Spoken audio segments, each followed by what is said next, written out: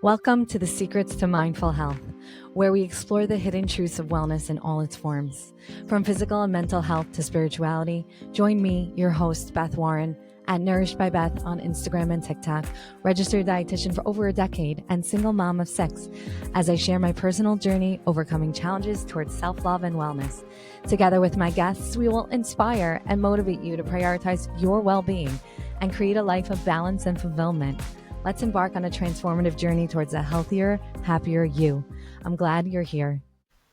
In this inspiring episode of Cooking Up Balance, Mindful Living as a Single Mom with Chanie Apfelbaum, we sit down with Chanie, a celebrated recipe developer, food photographer, and best-selling author of Millennial Kosher and Totally Kosher. Join us as Chanie shares her journey of nourishing her family and honoring her traditions while navigating the challenges of being a single mom to 5 energetic children. Discover her tips for balancing work and home life, the importance of mindful cooking, and how to infuse love and creativity into every meal. With her engaging stories and delicious recipes, Chanie shows us that mindful health encompasses not just what we eat, but how we live and nurture our loved ones. Follow her culinary adventures on Instagram at Busy in Brooklyn, which has over 116,000 followers, and learn how you can create your own joyful food moments at home. Welcome, Chanie. Thank you. Thanks for having me. Good morning. Well, I always say on here that it's extra exciting when I have my friends. For sure. So it's really fun. And then I always feel like we could give people a different look, like behind the scenes, which is really exciting. But before we even start that, just not that everyone doesn't even know who you are, but let's explain how you developed your culinary career and what got you to where you are today in like a brief couple lines. I know. How do you put like 15 years into a little sentence? Isn't it crazy how time flies? I know. It's crazy. I can't believe I've been doing this for so long. Right. I mean, I really got into food just because it was a creative outlet for me. I'm very artistic, very creative. And I always feel like it was kind of an accident because I just always been someone who's tried all different hobbies, and from scrapbooking to photography, but actually turned photography into a career as well because I'm a professional food photographer now. But, I always say like, learning how to cook is a rite of passage for any Jewish woman. When you get married, you don't have a choice. You got to make your way into the kitchen. But I had really never stepped foot in the kitchen before I got married, kind of was forced to do it. But I'm not a technical person. And I always thought food was like all about science and following recipes. So it just never spoke to me. And then when I started cooking, I realized, wow, this is really a creative outlet. Like it's a way to express myself artistically, creatively. There's so much color, and I really fell into it more from like the plating, composing perspective, and then the taste followed. Went to kosher culinary school, and also advanced my food photography career, taking classes in that. And what can I say? The rest is history. It's more than history. It's also that your following developed, I think, because I'm your friend, that you also lead with authenticity. And the bio that I wrote for the episode wasn't just GPT. I actually edited it, where I feel like a lot of your authenticity shines through your cooking. And you can also see that with your stories and the Q&As you get of like real questions from people or real curiosity, and you're always very open and honest. So you started off saying that the culinary part of it was more for the family, home life, and everything that developed, and then that transitioned. So then your platform also transitioned to incorporate more travel and then more travel-related food. So how do you feel all of that helped you mature in this cooking world, and how have things shifted for you in that space? I always say becoming an influencer and all that, and even in my career, it didn't really. When I started my blog in 2011, there were barely any food blogs on the web. I mean, now you have literally billions, right? And there was no guidebook. Like, how do I do this? So it was all kind of how things manifested over time, and what came around, what opportunities came around. Even just like after I wrote my book and then going on book tour and doing all these demos and like the events that I do, there was no, at least in the kosher world, there was no one to ask. It really hadn't been done. And I think it was just like I led with my passion. Like you said, I led with my authenticity. Like I'm just like, I'm a person. I wear my heart on my sleeve. You know this, Beth, about me. Like, I'm as real as it gets. I can't hide it. If I'm going through a hard time, I always like, I'll like stay away from the camera. I'm not going to get on the camera and be like, pretend. I'm also not going to get on the camera and cry. Cause like, to me, the biggest ick is when influencers cry onto their camera, like on purpose. You know what I mean? Yeah, yeah, yeah. It's like, For the attention. okay, you're sad. You can tell everyone you're sad, but like, we don't need this whole, you know? So, and I also feel like, yeah, I do show that life kind of has up and downs, but I'm not there to bring anybody down. But in general, yeah. So I think it was just like how life evolved, and the same with with my personal life evolving into a lot of travel when I started doing my book tours. So then it was like, oh, am I a travel blogger now? I don't know. I guess I'm a lifestyle blogger. I guess I'm just a person who's just sharing all different facets of their life because it's happening organically. And a lot of that did lean into travel. I don't like to show my kids too much on social media, so I don't like share so much of that stuff. But I like to share what I think people will benefit from. When people are talk about like who they follow on Instagram, I always say like curate your feed to what speaks to you, and like I'm sharing like the things that I think people are interested in, obviously in a real way, but like it's for those that if they feel like it's something that they're going to benefit from. I do believe in giving people value. So if I'm going to travel, like I'll post a whole, like some of the most popular pages on my blog are my travel itineraries, and people will go to Italy and follow it to a T after. We went to Budapest together. I wrote a whole blog post about that. And I feel like I just want to give value to people. And I also want to show people that you can be kosher and you can still travel the world and have cool experiences. You could be a single mom and still, and still hustle and still have a career and still travel. Like, whatever it is in my life that I feel like I overcame, that I feel like I could inspire someone else. I want to share that. Yeah, and that's what I mean about seeing a lot of you, we'll call you like the OG food vloggers turned Instagrammers turned influencers, is we watched your journey mature. That's the Right. cool part about this concept is that, and then that's what I meant by authenticity. You don't, you're not stagnant and just this is what I do with food and like show the picture of your food. You incorporate your life into your food, which shows how you evolved over the years and then incorporated travel, etc. Like it all makes sense for you. And it is helpful to hear, and it does come across that you're intentional about your shares, which I'm like that too. Like even though we're coming through with your life, you're not just exposing your life, you're still being intentional, thinking of your audience, which I think is why you have so many people. But I'm curious about, everyone always asks me, let's start with me. I'll have people come to work with me for nutrition and they just would tell me, I just want to know how you do it. Like they actually don't even care because they already know eating a salad is healthy. What do I have to teach them with that?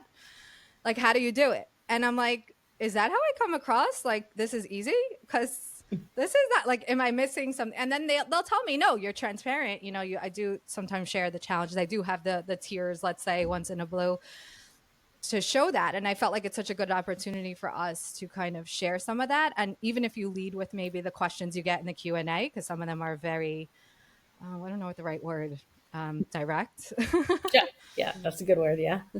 Yeah. So I actually stopped doing them for a while after, like, just I feel like the keyboard warriors who would never say things to your face, and then you do the anonymous Q&A, and they're just so obnoxious sometimes and so judgmental. And I used to get to me, but now I'm like, it literally goes over my head. I could care less. Like you rise above that, and you're like, okay, it's someone that's miserable in their own life.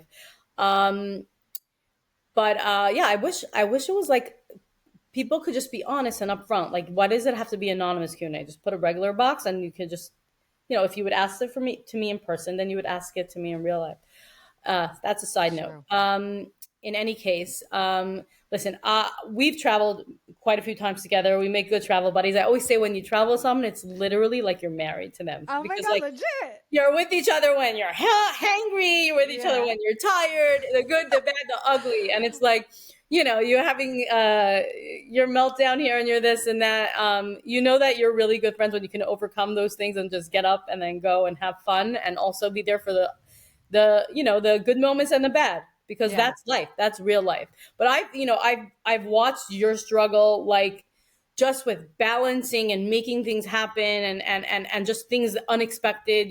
Something hits you, you have to replan, you have to reschedule, you just don't know till the last minute.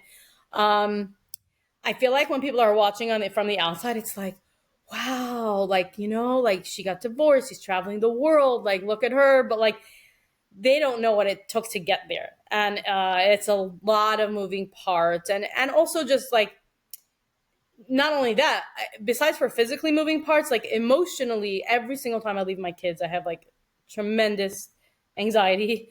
And like while you're away, I'll suddenly have a moment of like sadness or the realization like it's a chag and I'm not with my kids. And it's like, I don't know if you remember when we went to Budapest and we walked for 2 hours to this 200-year-old shul. We had a 12-person choir that they brought from Israel, and it was literally one of the most moving experiences of my entire life. But I could cry thinking about it. I sat there and I just had this like very, very, very deep soul moment where it was like, I'm so far away from my children on one of the holiest days of the year. Like, why is this my life? And I started to sob from the core of my soul, like literally like wailing. And this old lady who was like, she had lost her whole family in the Holocaust. She came to give me a big hug and like, do you remember this? I remember.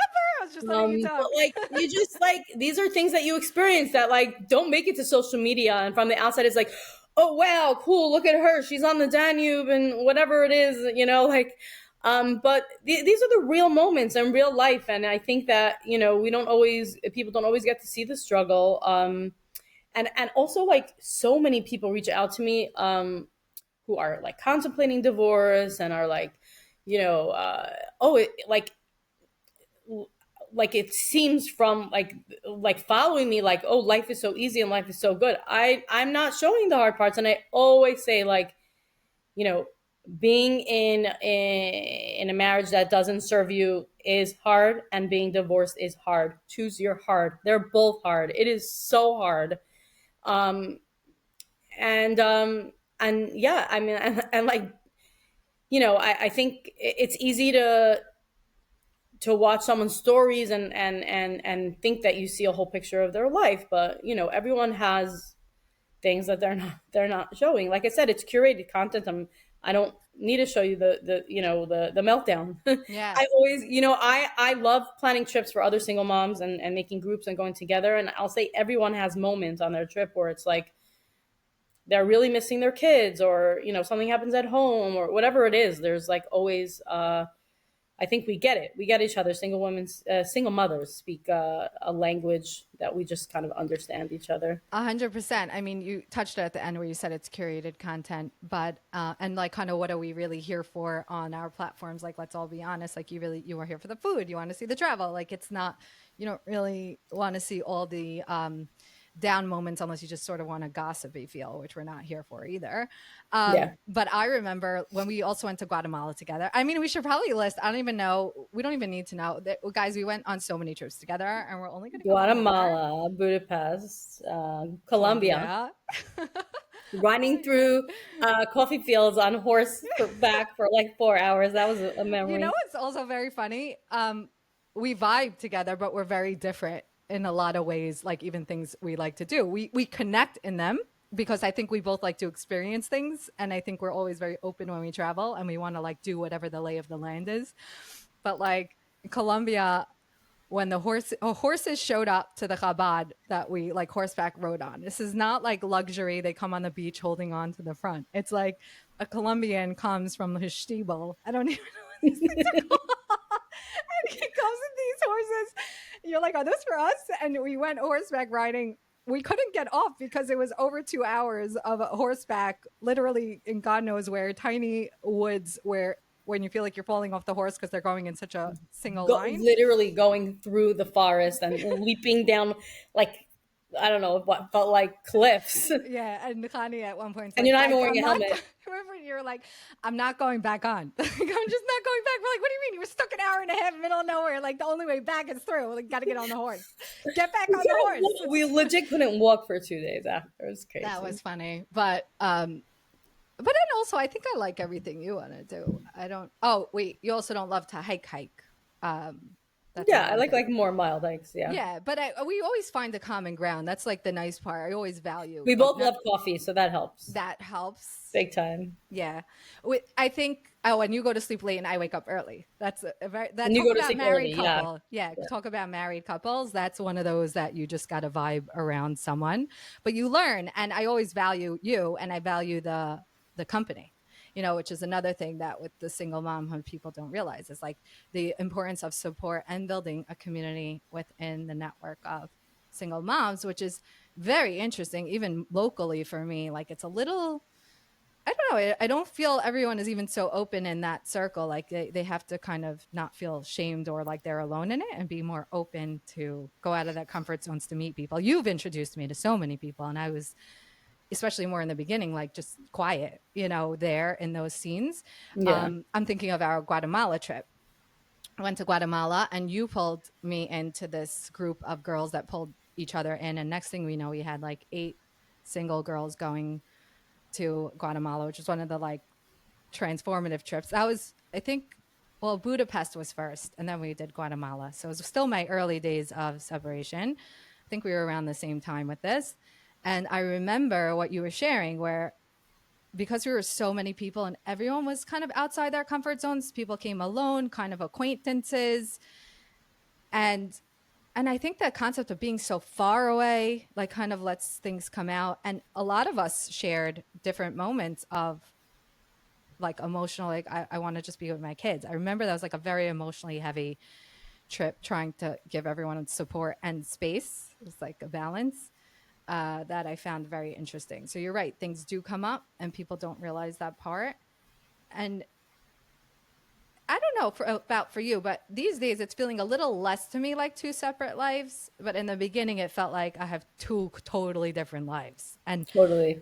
and I would get so shaken up at each transition. So when I would transition on my weekend, let's say, or the holiday, I would like be quiet for like 6 hours because I'm just like, where am I? Like this very Literally. voodoo feeling. Yeah.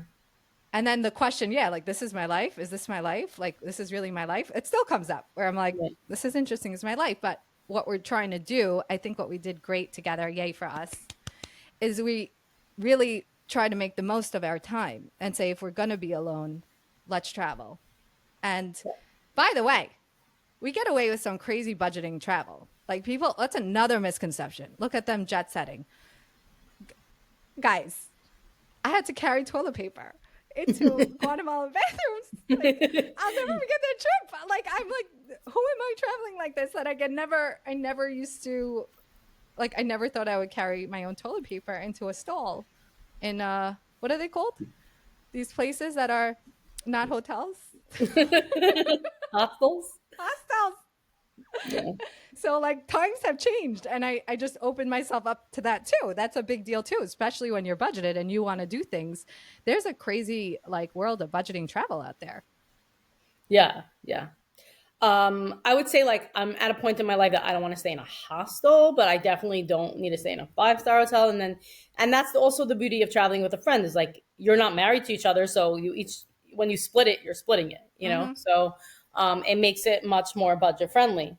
Being able to split everything, and if you travel with a group of people, even more so. So it really, really definitely makes it doable.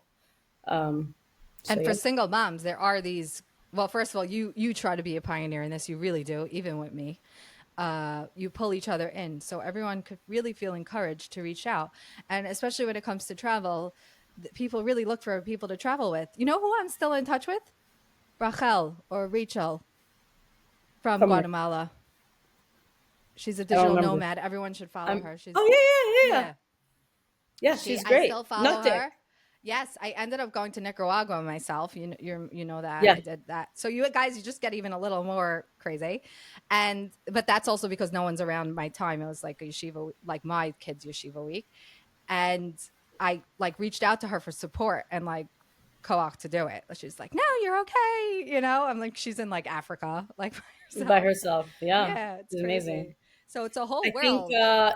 people don't realize how empowering it is to travel alone. You just like, first of all, like I realize I just like I really enjoy my own company, and like it's just such a freeing feeling to feel independent and know that I got myself and I'm okay with just me.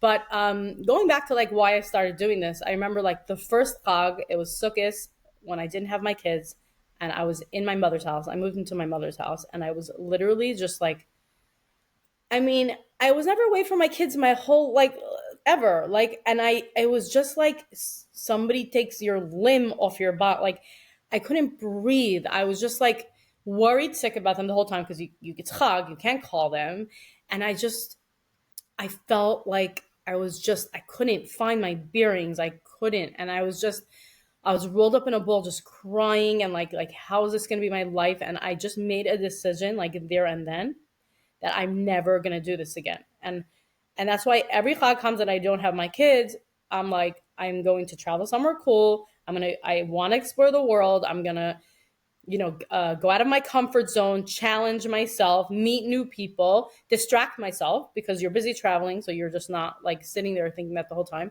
And also, I think there's a lot of value in showing your children that like you're your own person and that you also have an independent being outside of being their mom and that you're going to explore the world and I think it teaches them a really great lesson for also just like perseverance and being independent.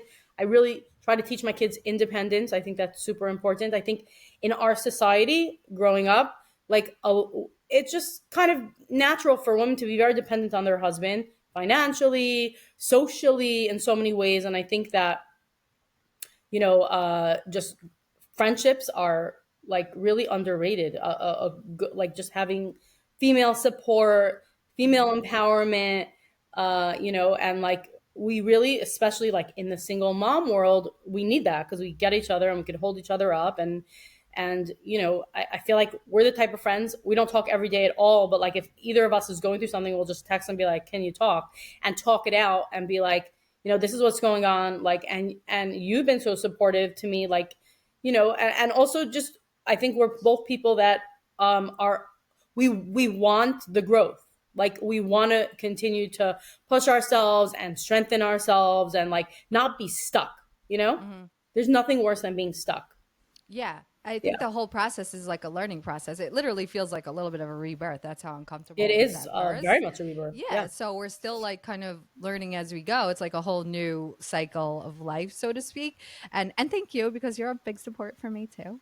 And I think what's also nice is like sometimes we're even like kind of we need each other in a sense where it's like, oh, well, we need to do something this weekend, or I need I Yeah. need I need an outlet, like I need, and then we'll try to come up with an idea, even if it's coming to either of our houses. I was just in Crown Heights by our friend Peril, and Chanie came for lunch. So there's ways to keep connected And just and to give see people an each idea other. of how like life is just like so, you know, everything changed from minute to minute. It was like I've gone to you so many times for Shabbat. You were coming to me for the first time, or how do you guys say it? Shabbat.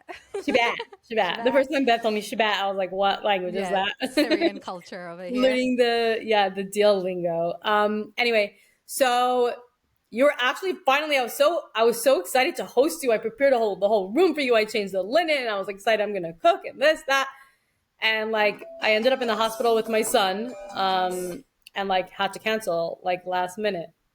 That's a great point here of how plans unfold. By the way, and I've had many times with you that we literally had to change flights within 4 hours because I found out, oh, the kids aren't leaving when I thought they would leave, and then Yeah, we all lost $600 because my flight can't leave at the time I thought.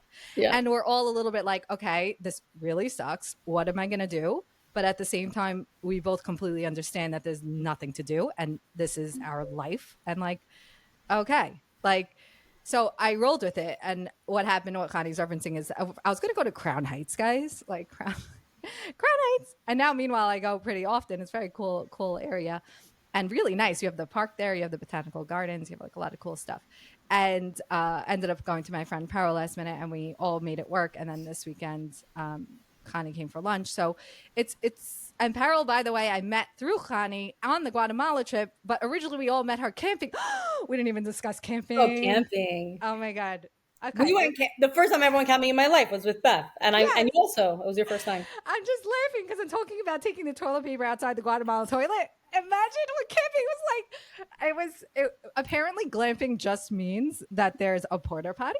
That's the There's extent more of than a porta potty. There's like actual toilets, but yeah, No, remember the first camping, Chanie? It not was a porta glamping. potty. Oh, No, I but know, I know. oh, Oh yeah, those were bad. Those were so I bad. didn't look in a mirror in 25 hours because that's all I made it. I remember I didn't stay the second night. The second Shabbat was over. I'm like, and who knows where, 4 hour drive. Okay, bye. I think I'm good. I don't know if I have all my stuff. I can't see anything. Have you But gone camping since or no? I went with Peril once, and that was even worse because it said chance of rain. And I'm noticing. So, guys, what happens is you get pulled Camping on in the these rain is the chats. worst. Okay. So you get pulled on these chats. First of all, there's a camping world. Talk about a travel world. There's a camping world. These Yeah. people live in tents, live their life for tents. The second the temperature shifts, they are gone. Okay, Yeah. fine. And go with those people, by the way, because they have all the stuff. They make these like beach tents. They have the vibe. They understand how to do an Eru They in cook the middle of a. everything. They do. Yeah. You just go with one of those. Okay. I mean, if you want to go after the story. So you get pulled on these chats when you confirm you're going to go. And everyone, by the way, should try to contribute, or you contribute some money or whatever the case is. Don't just go and mooch, guys. Even though I take someone's tent, I'm not moocher. I'm like, can someone bring me a tent? Can someone bring me this? And it said chance of rain, and I'm noticing people are dropping off the chat. I'm like, okay, we'll be a small crew. I don't know anything. And I go, and it starts raining as I get there. I get there and it's raining, and so now you got to unpack and do your tent when it's like raining. I ran over a tree trunk. Like, what's a tree trunk doing in the woods? I don't know. They were. It was like one of those like spots that you can pull up. I don't even know why you didn't come that weekend. I definitely told you I was going. I killed the bottom of my car. Thank God my tire didn't pop because I was in the middle of the woods. But okay. And then at night, rain on a small tent feels like claustrophobia, FYI. Yeah. It feels like the rain is hitting you, only it's not because you have the tent, but you feel the pellets, and it's like claustrophobia on steroids. And I didn't want to be a baby with all these like major campers who were so fine, chilling under the tent, like squished in a huddle, chatting while pouring around them, like those beach tents. I ran out of my tent and I just had to pretend I wasn't a baby. And thank God, I don't know, I fell asleep somehow. I was ready to like walk home in the woods. I don't know. It was the scariest experience ever. But these experiences are so fun. I actually love the sound of rain on a tent, but I get it. Really? I do, yeah. It doesn't feel like claustrophobia? Not for me, but you get very claustrophobic. I know. By the way, I shifted a lot. But that, I noticed, talk about things that come up when you travel. I developed claustrophobia. It was like in Guatemala that I noticed. It was like something came over me. But the whole point here is like a lot of emotions and things are processed when you're alone. Because as a single mom, you're doing the job of not only everybody. I feel, at least I could speak for me, I'm doing it with added pressure that I have to make everything look perfect, even if it's on my own, but it's not really on my own. People are looking. People know if your kid's like hair was not like brushed or you forgot their notebook. Oh, Leah, well, she's, she works like, she works like she's not around. So I just, I feel the pressure and you're very busy. Like you're busy with that stuff. You're busy with, I just have a car lease issue now I got to deal with. Like there's all stuff that comes up. You don't have time to process anything. And this is what actually, I want to say it hurts. Like I'll use a nice word, like it hurts when you become a single mom, you're not just looking to process and take care of yourself and like, oh, now I'm not with like a husband. We were both in long marriages. I was 16 years. I have 6 kids. You have 5. So yeah, 16 years. You got to figure out what this is like to be alone, period. You have to understand everything. Now you have like tuitions to pay for. You never even understood what that phone call is like. And those phone calls are a lot and they're very heavy. Like all this stuff is coming on you and you got to deal with your children being okay and the emotional health of your children and that they're okay and they're not feeling it. And it's so much. So how in the world are you going to process like trauma or things? And for me, I noticed like that trip and what was coming up in some travel is like kind of this claustrophobia feeling of panic in that setting, like the airplane and whatever. And it's and the car. And that's another thing. Chanie probably wants to kill me. Chanie and I sometimes have to battle the front seat because I get insanely car sick. And Chanie sometimes like, Beth, I'm sorry. Like I need it. And I'm like, shoot, I can't go. Like, what do we do? you know, like there's real problems that come up. But it's part of this claustrophobia thing that it's feelings that I learned are coming up for me that I need to work through and process. And that's why on all these podcast episodes, I have so much about everything about wellness. So everyone could listen to that, healing modalities. But I don't know it's there. I know I'm not okay because I'll be anxious in daily life, but I don't know that it's there to work on until I'll go away and be like, why am I having a panic? Like, where does this panic attack coming from? So it's crazy. A lot comes up. Yeah. I don't know if you have things that come up like that. I think everyone's different. You just process emotions, I feel, if and when we go away. Like, meaning you're good, you're very in touch with it. I think for me, maybe mine's stuck and then I feel panic or something. But a lot comes up, and we have to deal with all that balance of the kids and becoming single moms that I feel like people don't understand also. Yeah, for sure. Yeah. But again, we're talking more about the fact that we balance, we try to make the best of the situations when they are, and like the weekends. So when you shared when you first started having weekends, yeah, for initial weekends off, I would just cry in bed all day. I didn't understand how are you not with your kids on Shabbat? Like, this is so crazy. So it is hard when people look outside in and they're like, oh, so it's great that you're able to travel. It's like, And your married friends are like what I would do to get away from my kids for the weekend, right? yeah. Yeah. The first 4 hours, I would admit, oh my gosh, always I go to sleep right away. It's like my eyes shut and I can't move. Yeah, but Beth could go to sleep at any point, anywhere. Like, she just closes her eyes and she's sleeping. Not me. And then I'll come back in the middle of the conversation. Like, exactly. 30 minutes later. Yeah. Yeah, but right. So maybe I don't know if you go to sleep, but what we do share, this is the struggle. The struggle is, you want to push yourself because you were sharing, like when you were by your mom, etc. I'm the same way. Right away, I said there's no way I could be with family on the holidays when I don't have my own family. I'm sure a lot of us can relate to that, so I feel you on that. Right away, I didn't know what that meant. I just know that wasn't happening. So it's just it's too hard. But I'm also exhausted. So we always are like, what are you doing? What are you doing? What are you doing? What are you doing? Maybe like 15 times. And then it's like, I'm just going to go to sleep, like, and stay home. But then it gets very long, is my point. So yeah, our married friends and whoever can say, oh, that's great. I want like 4 hours. Like, I want time to myself, but like 4 hours, like I'll give you 4 hours, not an hour, but like 4 hours later, you're like, what am I doing with myself? Like, that's it. Well, now that the weather's nice, you can definitely get out and go to the park.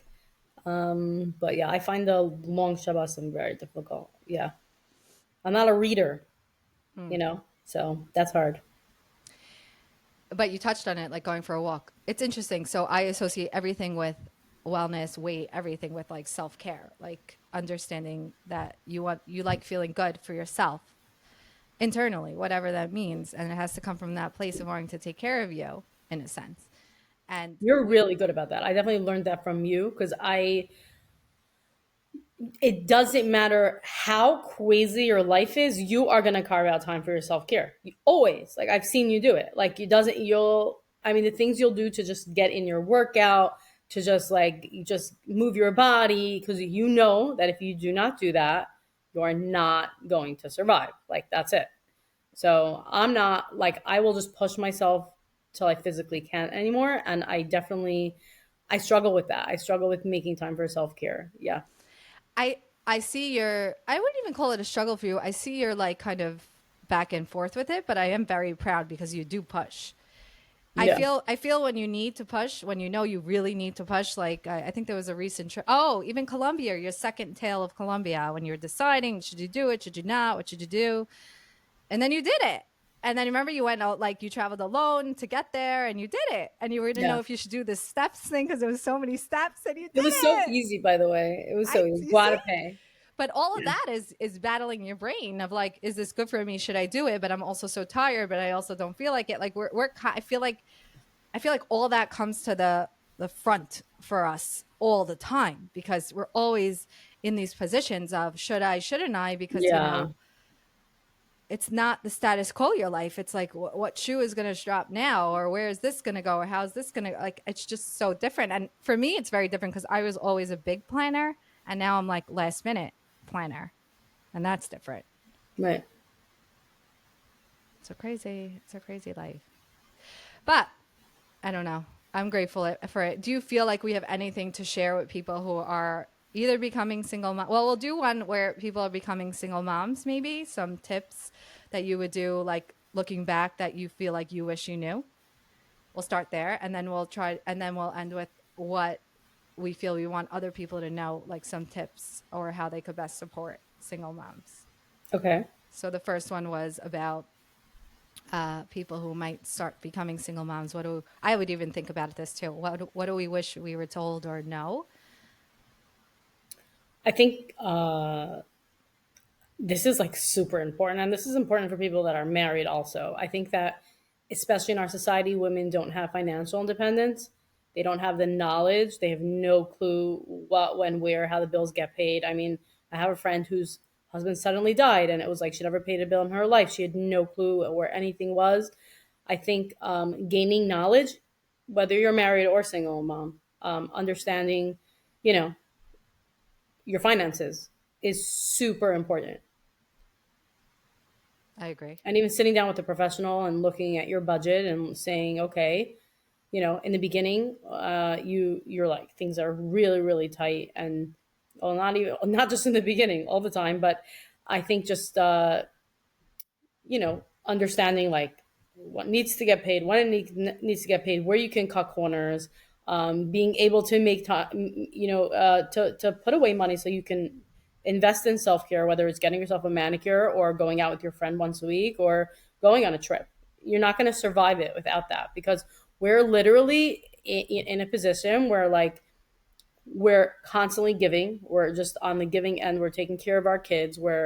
And the only way you're going to fill your cup is if you fill your cup. You don't have a spouse there that's going to make sure, like, I mean, it should always be like that. We should always not put it on anyone else. It's just the reality of life. If you're married, you have someone else that's caring for you. And here it's like you're in it on your own, and you got to fill your own cup, because you can't give from an empty cup. So that's Right. it. Yeah. So I think really finances is a huge one, and it's the one that takes up most of our mental energy. Is like, how are we going to pay our bills? And, you know, being able to juggle that is huge. So I would start there. What about you? Yeah. Yeah. Finance is huge, and it's definitely on my mind all the time, probably because I'm so uncomfortable with it because I really didn't have access or understand it. So that's a massive, great advice, even if Yeah. someone's married. And I would say the importance of support, even if you have to push yourself out of your comfort zone. And like I said, either some people are just exhausted, or for me, it was also just very foreign. And I had to find all different communities and different types of people and be open to it. And I don't know if you always are great in it, but you really got really good in it. You really attract people in a great way. Like I see you put yourself out there socially. It really is amazing to always watch. You kind of like inspire me to like push and open myself up to it. And you're always very welcoming in that. Not just with me, with a lot of people. So you kind of have to, and then you start building your network through that. And you start to see also that you start connecting to people who are more like you, even, or like new people. And I just never knew how important that support was. And it's important if you're going through something to call someone, to reach out. And I would say that was huge for me. So finances Yeah, and you know, support. I was just at this, speaking of female empowerment, like a Jewish women event, and a doctor spoke, and she said that what you see the most in people that retire is that they really go downhill, and the reason for it is because they stop socializing, Mm. not other things. Their deterioration comes from that, and how important support is and being around people. And I think, you know, in the beginning, it's very natural to isolate, because you're like, if you know, especially Morning. in our community, you're, you know, you're divorced, and like it's like, yeah, it's like, but there's so many other people that are also going through that. Unfortunately, today it's very common, Right. but if you have someone, and a lot of us have a very, everyone's life is different, but certain challenges that are the same. And it's like having that support system is so crucial. And listen, when you're a single mom, not everyone could afford to go to therapy. And it's, that is your therapy. Going out with another single mom for a drink and you had a really hard week and you need to talk things through. It's like, I always say, talk. I would never spend money on talk therapy because I don't need to pay a therapist to listen to me. I could go buy a drink with that money or a really nice meal and have my friend listen to me. Yeah. I mean, I believe in therapy very much, but like talk therapy, I mean, other modalities of therapy, whether it's somatic work or, other things. But yeah, talk therapy, you can do with a Yeah. friend And the who more has you practice it, the more natural it starts to feel. yeah. Yeah. Yeah, That's so awesome. definitely, and I'm not a good networker by nature at all. And I think that, one of the beauties of, obviously there's so much challenge in divorce, but you just like, I know for myself, I mean, if you don't want to remain stuck, I'm constantly pushing myself out of my comfort zone. You really And do. I really do. And it's like, it has just like, I found parts of myself that I never knew that are so beautiful. And like, I think that it's just it's a blessing in a way, Yeah. And you always have another story. And I'm like, oh my God, another Connie Crazy story? stories. It's Everyone's crazy always story. like, Connie needs to write a book. Oh, you Forget really do. Your cookbooks. I stories. need to write my biography. There's always Connie stories. I'm like, oh my God. Okay, awesome. Okay, well, I feel like this was super informative that we told people. Is there anything you want to end with that you feel like we didn't cover? Any message to the people? We were Um, even sharing how what we feel somebody who wants to support single mothers more, or what we want to let people know. I think that support for single moms is definitely lacking. I think that you know what anything, if you live in a community and you have a neighbor who's a single mom, inviting her over, or like, if or if a neighbor could offer to take her kid to shul. That's something I struggled with a lot. Who's taking my son to shul on Shabbos? Helping, like, just seeing, oh, like, who's going to build her sukkah, like, so many things that are like, of course we can pay someone to do it, but everything, when you're living on a budget, that's difficult. I think that yeah, like, I think that when the thing that bothers me the most is like, if you have someone whose spouse passed away and everyone in the community is going to get together, and how are we going to support this person and take care of them because they lost their spouse. But like, when it comes to divorce, people think, oh, because it was a choice, so therefore what? We don't need support. They You don't know what like they happened. deserve the You don't know the reason. consequences.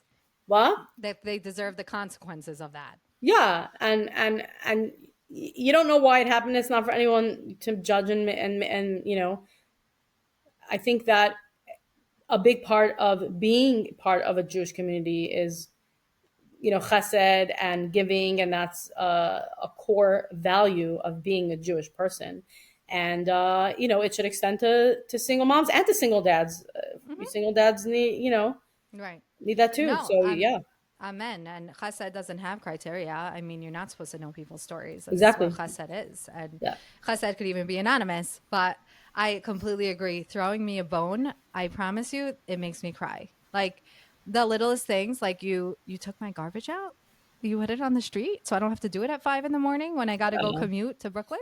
A friend of ours that we both know that went to Guatemala, she posted on Facebook. It was Mother's Day, and somebody sent like a milkshake she took her kids out for Mother's Day, and somebody sent a milkshake to her table with a little note and something like, I know how much you push to, Oh, like, to, yeah, like, you're like, just to support her as a single mom. And like, she posted a picture of the milkshake and the note, and I was like, I literally teared up.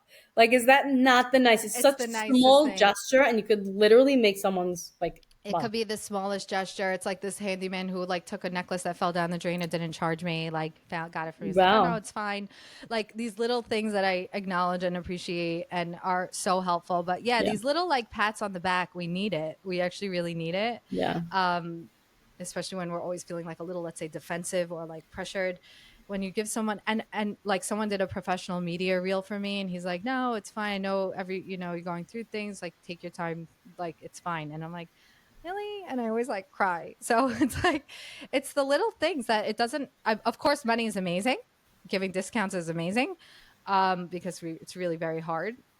But little things are also amazing, like acknowledgments or feeling seen, and it's really very special. So you could support it in that way, and I think that's something everyone could do, and being a little more understanding. Like my school, once I had a talk with them, started to call me recently about putting last minute events during the school day. This might be different in all schools if there's more working mothers, but I said I can't change my work day within a week. And lately they've been so nice and calling me if something had to be changed. I'm like, thank you. Because I don't have another person that could just show up for me. Yeah. Like I'm showing up. Yeah. So all these considerations, like being considerate, being kind, helping you feel seen, like these things that should be human are unfortunately. And also, like, I know it's easy for people to like look at me and be like, "Oh, she's got this. Like, she doesn't need my help." It's not about that. It's not about that. It's about feeling seen. It's about feeling appreciated. It's about, yeah, like you. It's not about money. It's small, little, tiny gestures. Even a comment, a note, a text, whatever it is. You know. Yeah. Yeah. Okay. I'm in. Well, I'm so happy you came on. Yay. Yeah, we've been talking about this for so long. So. For like 2 years, the podcast. Yeah, but probably. we did it, and everything happens in its right time. So I feel like we probably both had to be in a place to discuss this topic where we are on this side of it, whatever this. Yeah. Is. We will. Thanks for having me. Connect again, and this was awesome. Yes. Bye. Bye. Don't forget to hit subscribe or follow me on Instagram and TikTok at Nourished by Beth, or listen on Spotify at the Secrets to Mindful Health podcast.